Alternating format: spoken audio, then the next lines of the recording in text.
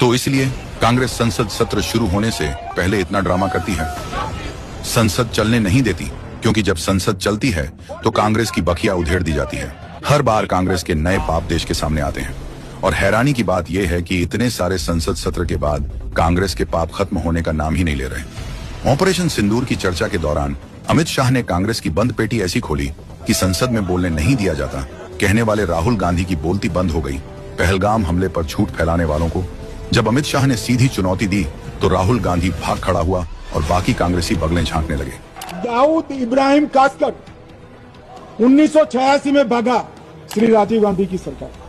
सैयद सलाउद्दीन 93 में भागा कांग्रेस की सरकार। टाइगर मेमन 93 में भागा कांग्रेस की सरकार। अनीस इब्राहिम कासकर 93 में भागा इनकी सरकार।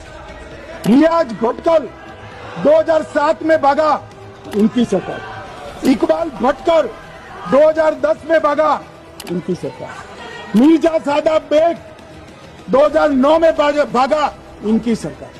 लेकिन राहुल गांधी में इतनी हिम्मत नहीं कि वो चैलेंज को स्वीकार कर पाए। इसके बाद निशिकांत दुबे ने संसद में कांग्रेस का नकली मुखौटा उतार कर रख दिया। उन्होंने 1985 के CIA डॉक्यूमेंट का हवाला दिया, जिसमें साफ लिखा था कि कांग्रेस पार्टी के 40% सांसद सोवियत रूस के लिए मुखबिरी करते थे, पैसे लेते थे और उन्हीं पैसों से चुनाव लड़ते थे। इस पर कांग्रेस ने कभी मानहानि का केस तक नहीं किया, क्योंकि सच कड़वा है। और फिर बिहार की लाडली सांभवी चौधरी ने कांग्रेस के बनाए आयरन लेडी के झूठे प्रोपेगेंडा को चीर कर रख दिया।